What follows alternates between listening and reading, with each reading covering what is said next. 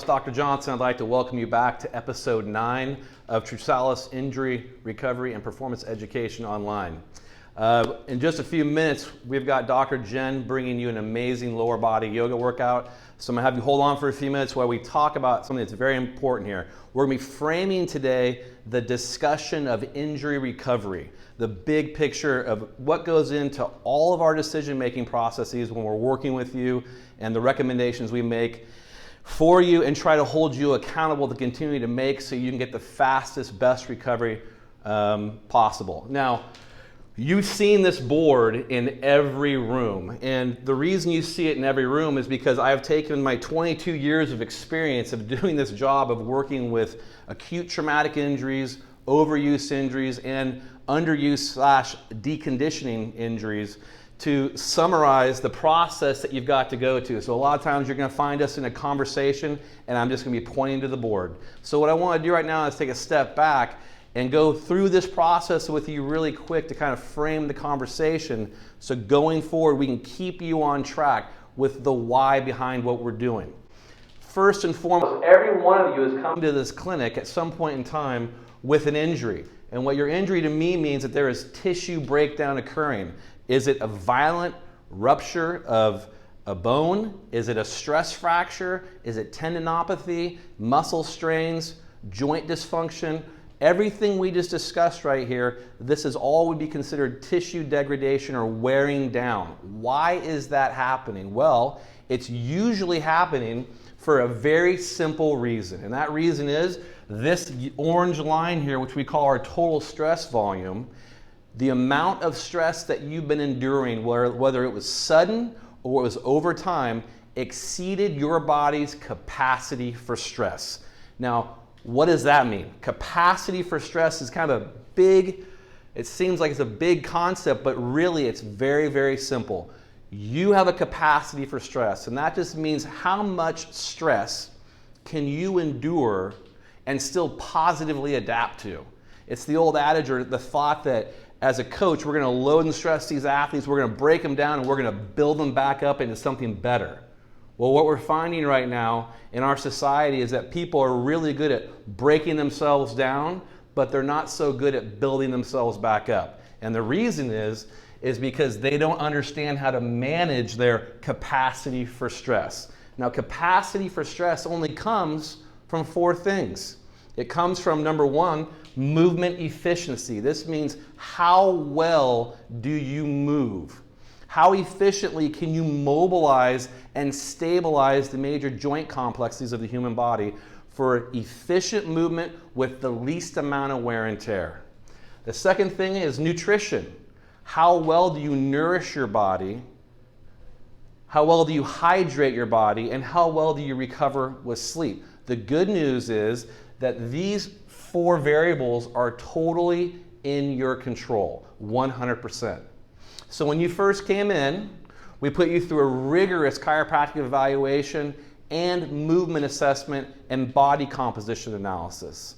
And we matched your goals for body comp so that we could give you a robust plan to take this scenario where you have been overstressing your body and exceeding your capacity for stress, leading to tissue breakdown. And then we want to reverse this ratio and we want to ramp as hard as we can your capacity for stress while we bring down your stress volumes and allow for tissue repair and healing to take place at the cellular level, the segmental or regional level, and globally in your body. And when we do that, we know that over a period of time, we can allow for proper healing to take place, and then we can move you into higher levels of performance of loading and stressing so that you can be in high levels of activity, enjoying the movements and activities that are suited for you. So, over the next few episodes, we're going to be breaking down specifically how this philosophy lays out for acute traumatic injuries, and we're going to dive into that in the next episode. And then we're going to spend a couple episodes discussing overuse injuries. It's the biggest issue we've got going on right now, particularly with youth sports, but technically it affects all ages. And then for those of us who go periods of time without being active and we drop into sedentary patterns what happens to the deconditioning of the human body, and how do we get you out of that scenario without you injuring yourself. So we're going to cover all those topics coming up next. But like I said, next we've got Dr. Jenn coming to you with this amazing yoga workout. I want you to stay focused on these next couple of videos, because if you do, you're going to have a clear understanding of what you need to do to move yourself from pain to performance. We'll talk to you soon. Thanks. Welcome back, everybody. Let's have a seat on the mat. We are here for a 20-minute lower body yoga flow. We're going to start with some breathing because it's most important to take us through our life no matter what challenge comes our way.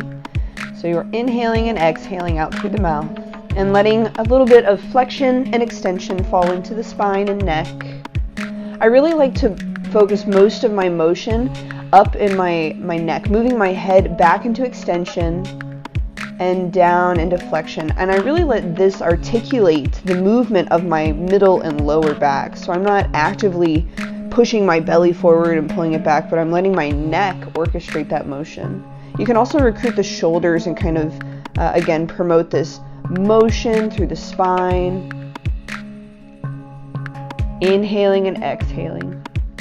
And let's find a comfortable seat and try on some of our more refined breath. In through the nose, out through the nose. So I'm really activating my diaphragm, pulling it up and in. It's this big flat muscle that sits sort of beneath your lungs, on top of your organs. And we can access it by pulling it up and in. And that's really bringing a new element to our breath work rather than just sitting and breathing in and out through our nose. So it's just like we do our bicep curls to strengthen our bicep. We do our breath work to strengthen our diaphragm. So try a couple rounds just seated. See if you can access that true core strength with the diaphragmatic activation. Next, let's come on to our hands and knees. And we're just warming up the shoulders by isometrically pulling the thumbs in towards one another and then away from one another. And then maybe we push the fingertips up towards the top of the mat and then the heel of the hand towards the knees for a little core activation. Then lifting the hips after we curl the toes, just a few pumps, getting those hips mobile. Drop the chin towards the chest and really lift those hips up.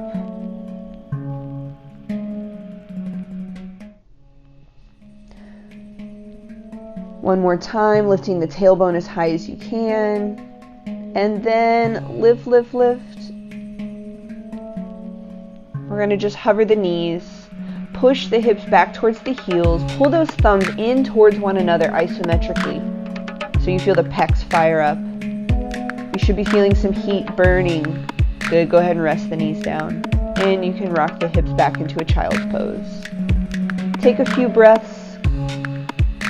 And then let's come up back to hands and knees in a modified plank position. So the knees are back a little bit. Shoulders are tracking forward over the wrist. And we're practicing our chaturanga here. Keeping that elbow right over the wrist is really important for the shoulder. Not your typical push-up position. Elbows are tucked in towards the rib cage. Inhale, extend the neck. Lift up, push through. And again, using that elbow like it's a little fulcrum point. This is the pivotal point where your arm is allowing the upper body to lower towards the ground. And belly button's the last thing to touch, so you're really active in the core the whole way as well. Inhale and exhale back to child's pose. Just take a moment to see where you are and how you're feeling. And then we're going to rock back up for another round. Again, check in with that elbow-wrist alignment. The tendency is to have the elbow tracking back, which really loads the deltoids in an unhealthy way. So whatever you need to do, maybe you don't go down as far, maybe just halfway. And that's your chaturanga. Either way, let's all meet back in a child's pose for a breath. And we'll rock back up to hands and knees, curl the toes, and walk your knees forward a bit. And gently lift the hips, drop the chin towards the chest. Keep the knees bent pretty generously as you lift those hips, and then starting to straighten the legs one at a time. Bike pedaling the feet, dropping one heel closer to the mat. Each exhale, you get an opportunity to relax those hamstrings just a bit more. Lift up to the tippy toes and tiptoe your feet up to meet your hands, taking your time, really accessing that pelvic floor. Breath in lifts you up halfway with a flat back. Extend the neck. Exhale, fold deeply. Next breath, step the left foot back, rotate the back heel down, lift up, warrior one. Exhale, flow right back down to the mat, kick that leg back into plank. You can drop to your knees here if you need. I love his music. Inhale, extend the neck. I love his Exhale, flex, forehead to the mat. Modified plank, pushing up to down dog. Lift up to the toes and tiptoe your feet up to meet your hands. A breath in lifts you up halfway, flat back. Exhale, fold.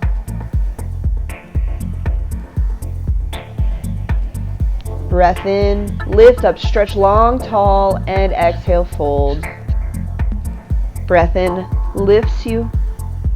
Exhale, right foot steps back, ground the heel, lift up, warrior one.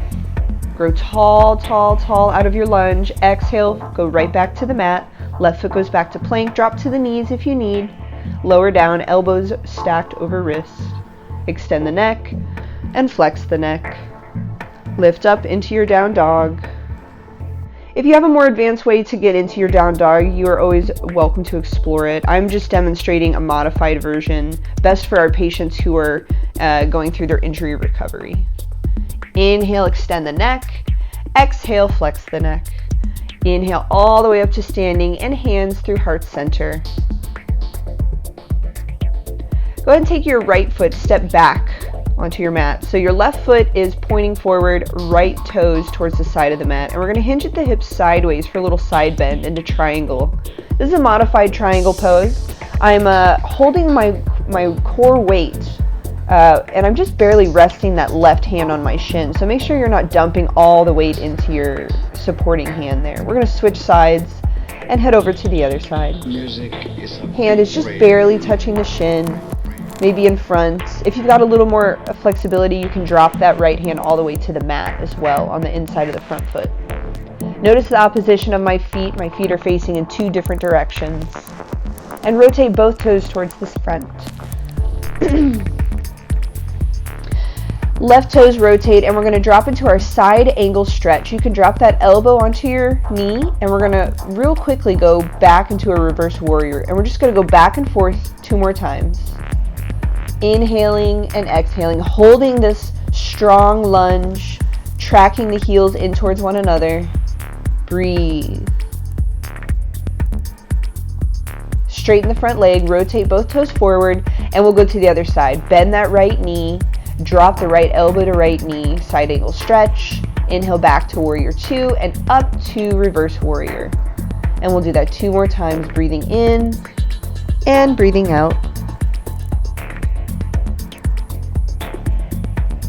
Next breath, lengthen the torso, make sure that heart's spinning open.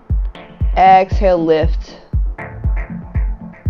Straighten the right leg, rotate both toes forward, hands on the hips. Inhale, extend the neck. Exhale, you're going to fold, hands down between your feet. Breath in lifts you up halfway, and exhale, fold. Be sure to not dump your shoulders forward, trying to bring your nose to the mat, but take responsibility for that posture. Roll the shoulders back, expand east to west, neck grows long, and feel your hamstrings start to let go when you provide proper posture to the rest of the body. Inhale up halfway, exhale, hold right here. Inhale all the way up to standing, and rotate your toes 45 degrees to the outside. So now we're doing a little side lunge.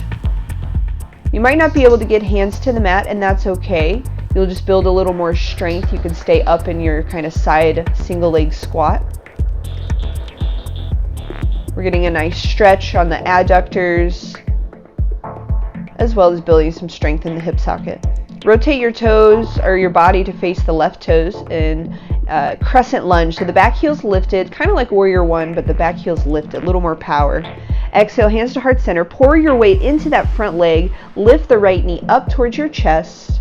Open your arms and your legs to the sides for a little balance challenge. If that's too much, you can just stay forward like this. And then kick the foot back nice and slow and drop it back into crescent lunge. Lift up, inhale. Power through that back leg. Exhale, pour forward. Step onto that left leg. Pull the right knee up towards the chest. Exhale, arms open, leg open, and hands together. Kick back all the way and step back down. We've got one more round just like that. Inhale, hands to heart center. Exhale, lift off, press into that left leg. Lift the right leg up into warrior three. A breath here. Explore your warrior three. The body is on its way to parallel, but really it's control of that standing leg that we're building here. And let's float back into crescent lunge last time.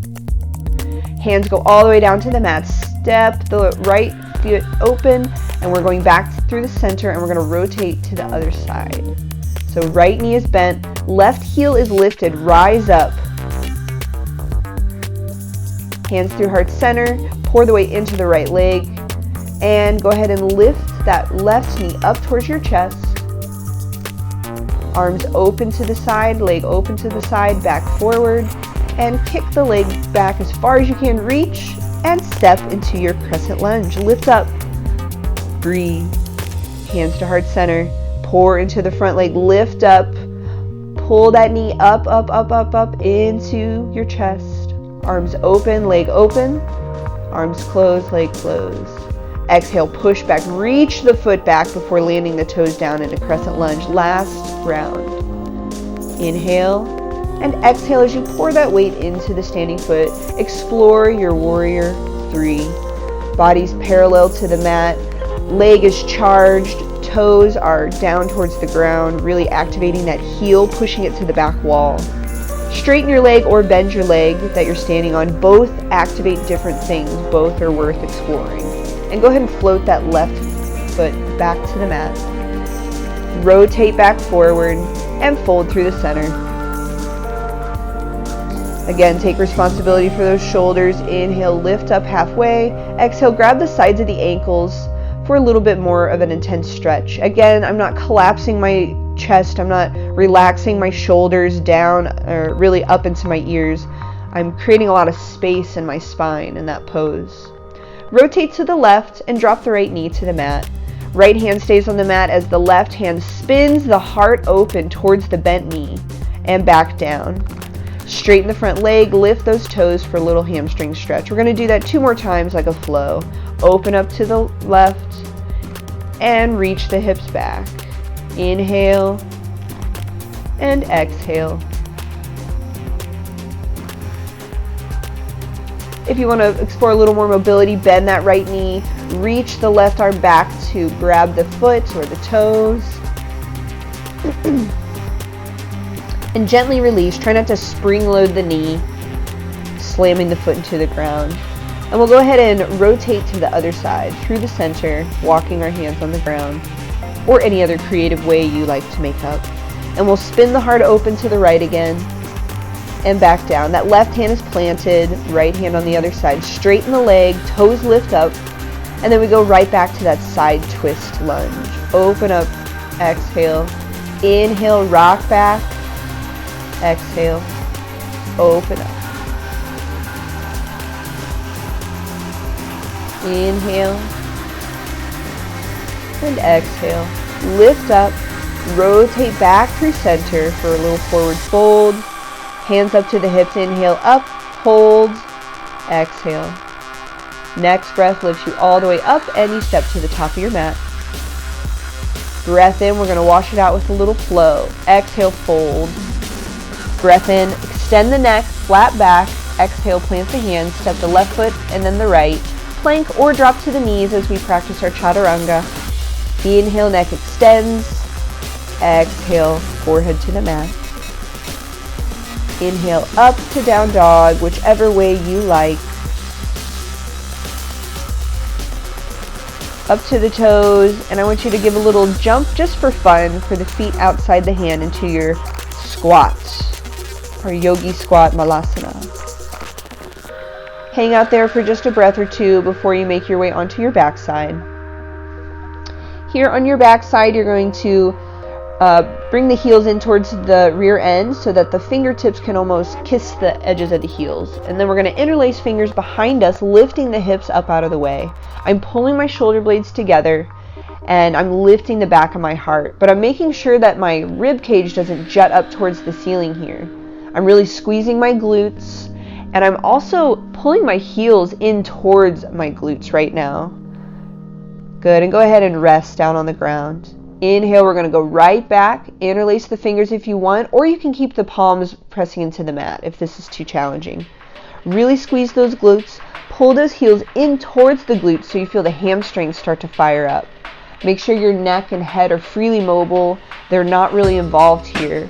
They're really a decompression should be happening up in the cervical spine. So if you feel a lot of weight there, I want you to come back down and try to get those shoulder blades back underneath you. Go ahead and bring the knees into the chest and relax a bit. Arms open up to the side like gecko arms or cactus arms. And we're just going to tilt the knees to the left and the right. Don't let them fall all the way to the left and to the right. I still want the core to be quite involved here. I'm plugging my rib cage into the mat as I twist, and then I'm pumping my arms up and down, working on a little shoulder mobility. And go ahead and rest the feet down. And you can also do it this way if it's too intense on the lumbar spine, or if you've got a spinal injury or hip issues. We can still get that same core activation here. Go ahead and rest the palms down. And extend the legs out. You made it. Shavasana. We'll be here for a minute.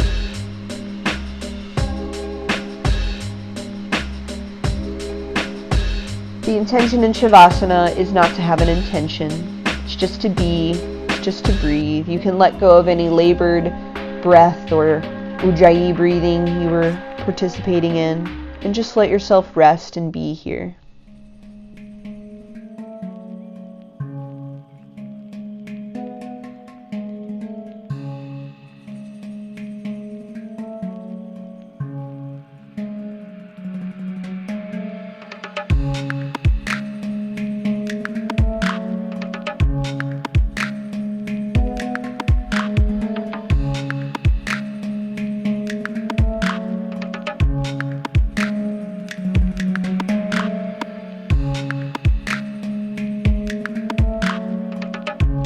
Go ahead and roll onto your side, pressing your left hand into the ground. Do a little tricep push-up, and we'll meet in a cross-legged pose.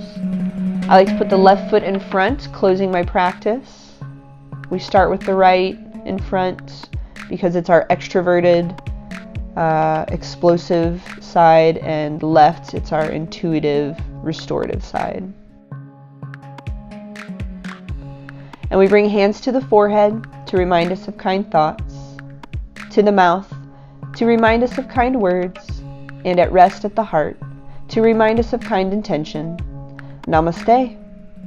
See you guys soon. Keep up the good work.